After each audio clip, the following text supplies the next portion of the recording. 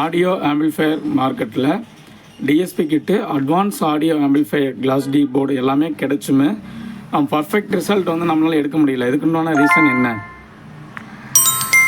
குவாலிட்டியான ஸ்பீக்கர் இருந்தும், குவாலிட்டியான ஒயர்கள் இருந்தும், குவாலிட்டியான ஆம்பிளிஃபையர் போர்ட்ஸ் இருந்தும் பர்ஃபெக்ட் மேட்ச் ரிசல்ட் வந்து நம்ம இதனால் எடுக்க முடியல. இப்போ என்ன ரீசன்? டிரான்ஸ்ஃபார்மர், டொரகல் டிரான்ஸ்ஃபார்மர் போட்டாலும், ஹெவி ஆம்ப்ஸ் கொடுத்தாலும், எம்டிஎஃப் சீட்டில் நல்ல குவாலிட்டியான சீட் மெட்டீரியலில் நம்ம பாக்ஸ் செஞ்சாலும் நம்ம பர்ஃபெக்ட் ரிசல்ட் வந்து எதனால் எடுக்க முடியல? நம்ம ஆம்பிளிஃபையர் பர்ஃபெக்ட் ரிசல்ட் எடுக்கிறதுக்கு வோல்டேஜ் கால்குலேஷன், பவர், வாட்ஸ் மட்டும்தான் காரணமா, இல்லை வேறு ஏதாவது காரணம் இருக்கா?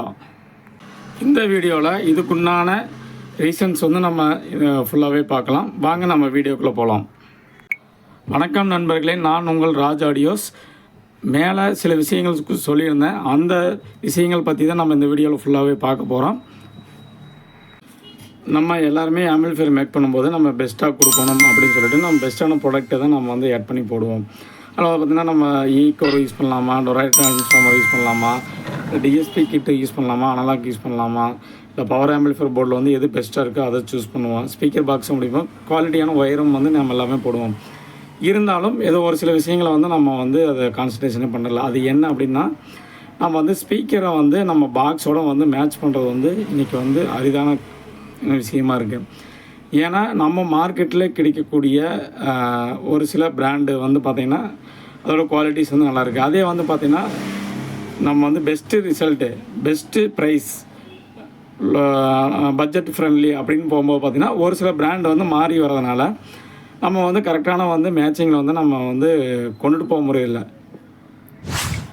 இப்போ வந்து நீங்கள்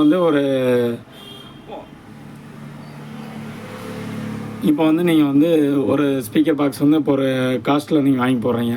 அதே ஸ்பீக்கர் வந்து பார்த்தீங்கன்னா அடுத்த பாக்ஸில் போடும்போது பார்த்தீங்கன்னா உங்களுக்கு வந்து ரிசல்ட் வந்து வித்தியாசம் இருக்கும். ஏன்னு கேட்டிங்கன்னா அவங்க யூஸ் பண்ணக்கூடிய அந்த காயில் ப்ளஸ் வந்து இந்த கோன் ப்ளஸ் வந்து அதோடைய மேக்னட்டோடைய தன்மை இது எல்லாமே மாறுபடுறதுனால நம்ம ஒரு ஆம்பில் பண்ண ரிசல்ட் வந்து பார்த்தீங்கன்னா அடுத்த ஆம்பில் அதே ப்ராடக்ட் போட்டனாலும் நம்மளால் எடுக்க முடியதில்லை. ஏன்னா டிஃப்ரென்ஸ் மெட்டீரியல் வந்து நம்மளுக்கு கிடைக்கிது. இதெல்லாம் நம்ம எப்படி வந்து நம்ம ஓவர் கம் பண்ணணும் அப்படின்னு பார்த்தோம்னா, நம்ம ஸ்பீக்கருடைய அந்த ரெசனன்ட் ஃப்ரீக்வன்சி வந்து நம்ம கரெக்டாக கால்குலேட் பண்ணி நம்ம அதுக்கு தகுந்த மாதிரி பாக்ஸ் வந்து நம்ம மேக் பண்ணோம்னா நம்ம வந்து இதை வந்து நம்ம ஓவர் கம் பண்ண முடியும். அது என்ன அப்படின்னு சொல்லி நம்ம பார்ப்போம். பொதுவாக குவாலிட்டியான ஸ்பீக்கர் வந்து ஒரு நல்ல மேக்னெட், காயில் வந்து லேயர் ஆஃப் ஃபைனிங் அதிகமாக இருந்ததுன்னா நம்ம வந்து அதோட பர்ஃபெக்ட் ரிசல்ட் வந்து எடுத்திருக்க முடியும். அப்படின்னா அதுவும் வந்து பார்த்திங்கன்னா சாத்தியம் வந்து குறைவு தான். ஏன்னா நீங்கள் நல்லா ஒரு காயிலும் மேக்னெட்டும் இருந்தாலுமே அந்த காயில் வந்து உட்காரக்கூடிய அந்த ப்ரிசிஷன் அப்படின்னு சொல்லக்கூடிய அந்த மேக்னெட்டிக் சென்டர் போல் வந்து பார்த்திங்கன்னா உங்களுக்கு வந்து 0.1 mm வந்து இருக்கணும்.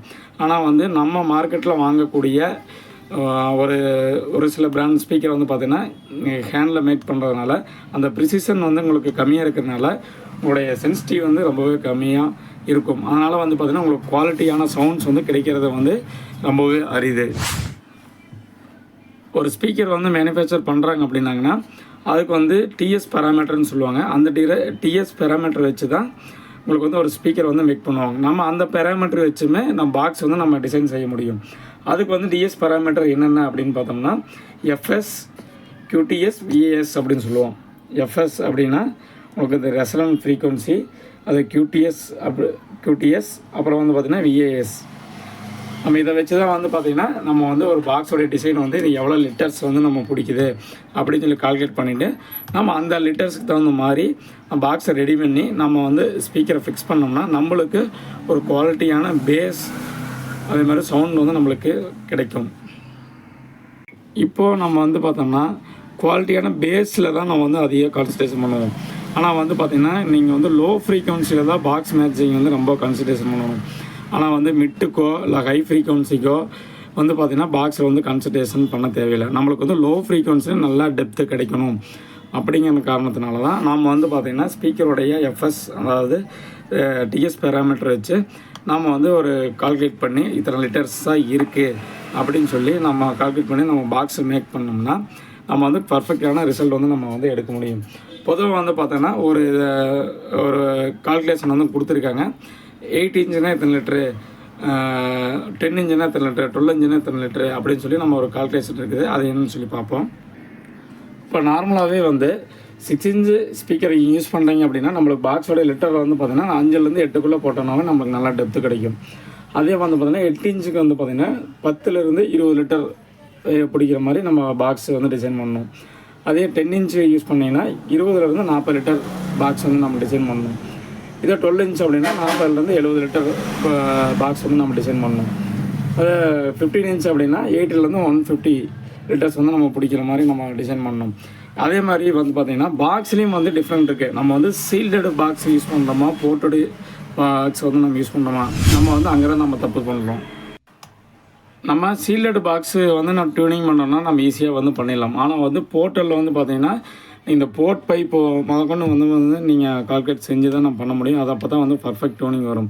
இப்போ வந்து நம்ம சீல்டடில் வந்து நம்ம வந்து இத்தனை லிட்டர்ஸ் வேணும் அப்படின்னா நம்ம எந்த ஒரு ஏர் வெண்ட்டுமே கொடுக்காம ஒரு ஊஃபர் ஒரு டியூட்டர் வந்து நீங்கள் ஃபிக்ஸ் பண்ணிங்கன்னா நல்லா லோ ஃப்ரீக்வன்சி வந்து நீங்கள் ஈஸியாக வந்து அப்டேன் பண்ணிடலாம். அதே வந்து நீங்கள் போர்ட்டட் வந்து நீங்கள் டிசைன் பண்ணிங்க அப்படின்னீங்கன்னா பர்ஃபெக்டாக கால்குலேட் பண்ணி இந்த பைப் வந்து எவ்வளோ லென்த் வந்து நீங்கள் உள்ளே வைக்கணும், அதாவது போர்ட்டோட சைஸ் என்ன எல்லாமே கால்குலேட் செஞ்சு தான் நீங்கள் வந்து போர்ட்டட் பாக்ஸில் வந்து நம்ம டிசைன் பண்ணணும். ஆனால் வந்து நம்ம மார்க்கெட்டில் வந்து பார்த்திங்கன்னா நம்ம நிறைய பேர் பாக்ஸ் வாங்கியிருப்போம், மார்க்கெட்டில் எல்லாமே பார்த்துருப்போம்.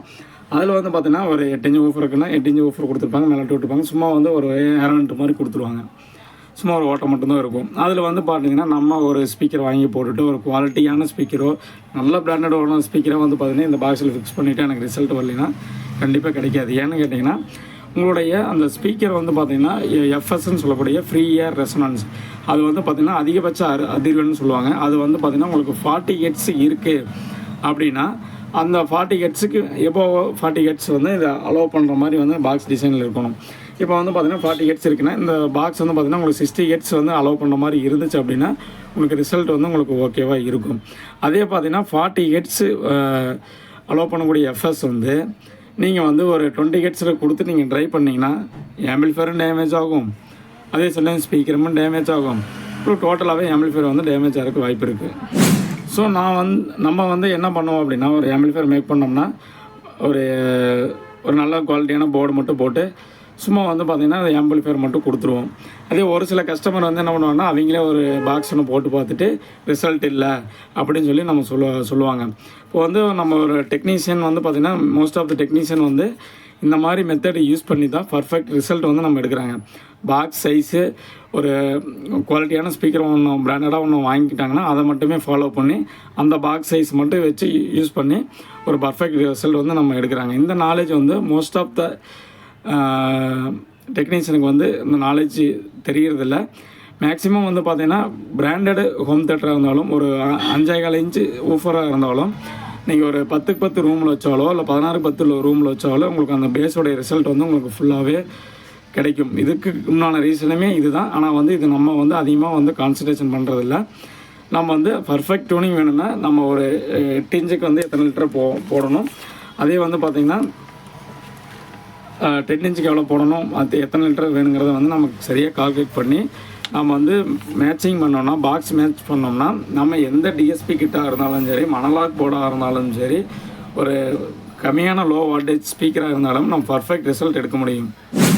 இந்த தகவல் வந்து உங்களுக்கு பிடிச்சிருந்ததுன்னா லைக் பண்ணுங்கள், ஷேர் பண்ணுங்கள். இதே மாதிரியான வீடியோ நம்ம சேனலில் தொடர்ந்து அப்லோடு செஞ்சுக்கிட்டே வரோம். தொடர்ந்து வீடியோவுக்கு ஆதரவு கொடுங்க. இந்த வீடியோக்குண்டான கமெண்ட்டை கீழே தெரிவிங்க. நன்றி, வணக்கம்.